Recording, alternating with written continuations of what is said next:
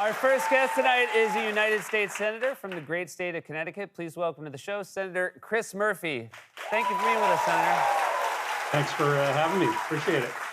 Obviously, not the easiest day, but we really do appreciate you making the time to try to put the events of yesterday in context, if that's at all possible. You know, one of the messages we're trying to get across today is it's not hopeless. Is that one of the things you find yourself as one of the leading advocates of gun control? Do you find yourself running up against people who feel like it is, in fact, hopeless? Of course, and you're up at this moment where there's so many Americans who, have become so anesthetized, so numb to the pace of these mass shootings.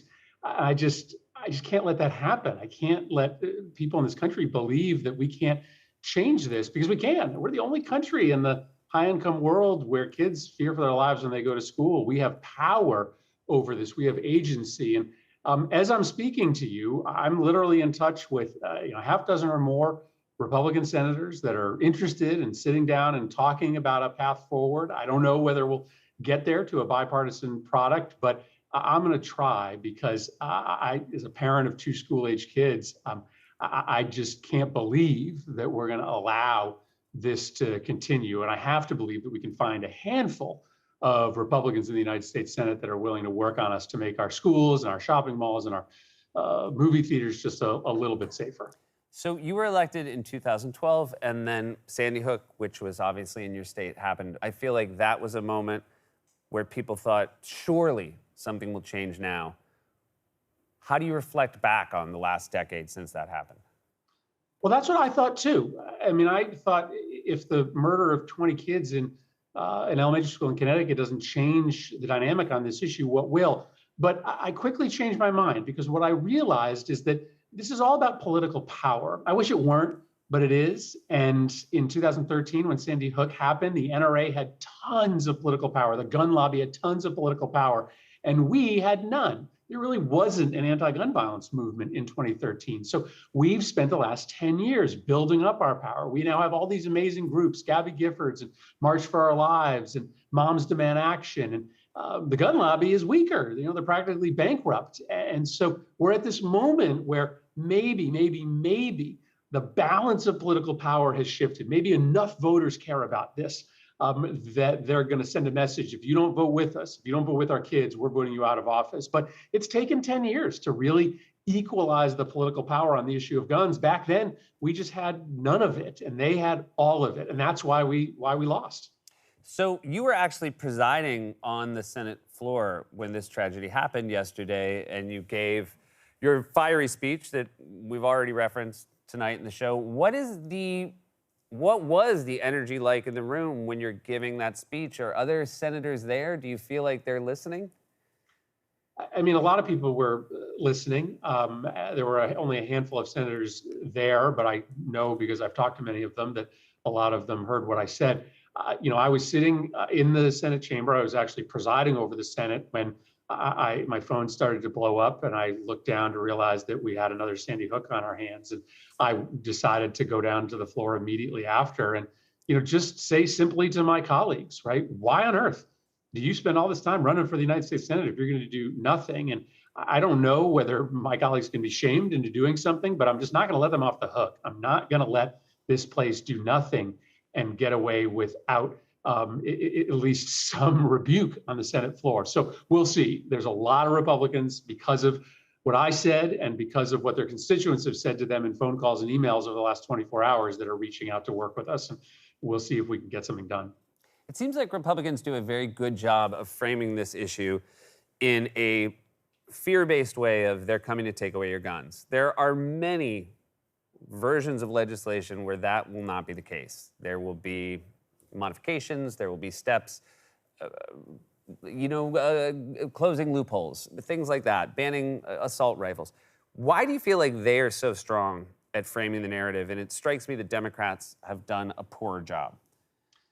Well, that's interesting that you put it that way, because actually, if you look at the polling on this, there are very few issues in America in which 90% of people in this country agree on anything, and 90% of Americans think that you should have universal background checks. Actually, the majority of Republicans now support an assault weapons ban.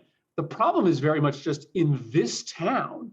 Republicans, for whatever reason, are so afraid of the gun lobby, the NRA, that they can't get out of their own way. So I actually think we've won this debate in the American public.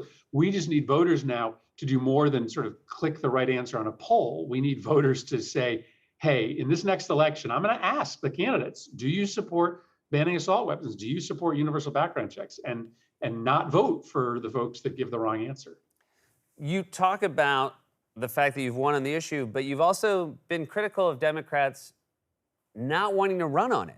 Don't you feel like there is, if the GOP is afraid of the gun lobby, it strikes me that the Democrats are afraid of something because they don't run on it in a way that, certainly not as strongly as you lay it out.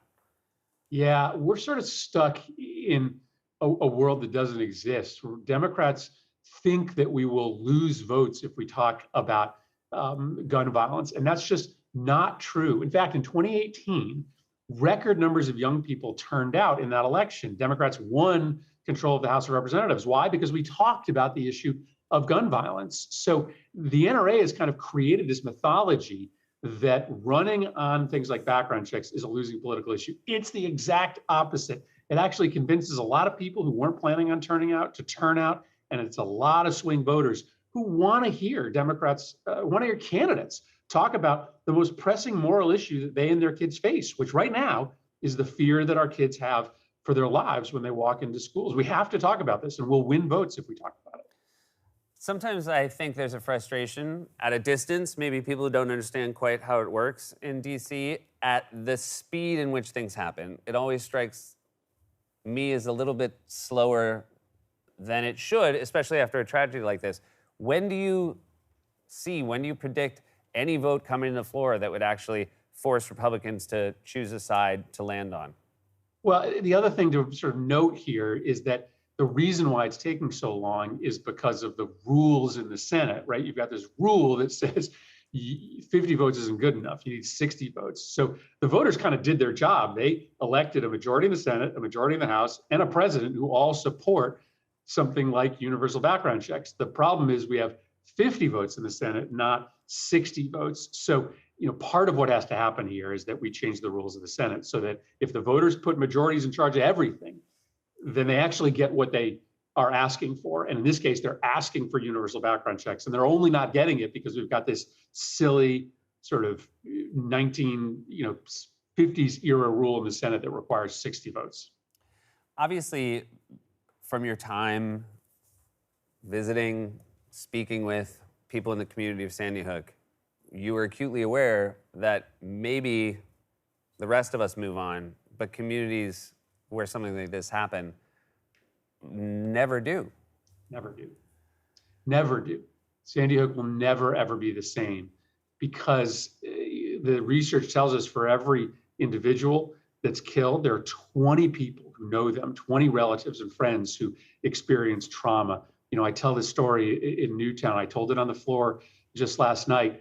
Afterwards, when those kids came back to that school, they had to have this procedure in place that when a kid had a memory of what he saw that day, stepping over his dead bodies, his classmates' dead bodies, they would scream out a safe word, and that paraprofessionals and psychologists and psychiatrists would come and help them. In one classroom, that word was monkey. And so all throughout the day, kids would be screaming out, monkey, monkey, and paraprofessionals would come and help them. That's just a sign of how devastating this is, how the pain never goes away in a place like Newtown. It's never going to go away in Uvalde. And we just have a moral obligation as a nation to try to make sure that this doesn't happen to another community, because you don't recover from this. As a family, you don't recover, and as a community, you don't recover. So why on earth do we allow for communities to still go through this? I would really love and appreciate if you could leave us with any path forward, any reason for optimism, anything those of us watching who believe that there is some step of gun control we could take, what we can be doing.